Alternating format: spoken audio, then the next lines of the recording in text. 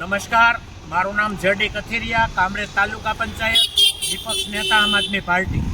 અત્યારે અમે કામરેજ 4 રસ્તા હનુમાનજીના મંદિર પાસે ઊભા છીએ અને આ વિસ્તારની અંદર તમે જોઈ શકો છો ખૂબ મોટા પ્રમાણમાં ગંદકી આ વિસ્તારની અંદર લગભગ અડધો 1 કિલોમીટર ખોદી અને ગંદકી ભરેલી છે અને આ વિસ્તાર પ્રફુલભાઈ પાનસેરિયા એટલે કે આરોગ્ય મંત્રીનો વિસ્તાર છે।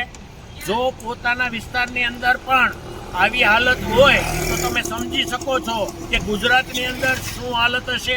અહીંયા મોટી હોસ્પિટલો પણ આવેલી છે, આગળ સ્કૂલ પણ આવેલી છે અને અહીંયા હજારોની સંખ્યામાં લોકો અવરજવર કરે છે। અત્યારે ડેન્ગ્યુના અને અન્ય ઘણા રોગોના વાહ પણ છે।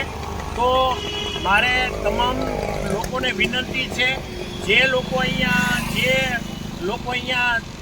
દેખરેખ રાખે છે એમને વિનંતી છે કે જલ્દીમાં જલ્દી કાં તો આ રોડનું કામ ચાલુ કરવામાં આવે, નહીતર આ ગંદકી છે એમનો નિકાલ કરવામાં આવે। આ ગંદકી ઢાંકણા ગટરના ખુલ્લા હોય અને તમામ ગટરનું પાણી આ બહાર નીકળેલું છે, તો આ મૂંગી અને બેરી સરકાર ક્યારે આની ઉપર એક્શન લેશે તે જોવાનું છે। અસ્તુ ભારત માતા કી જય।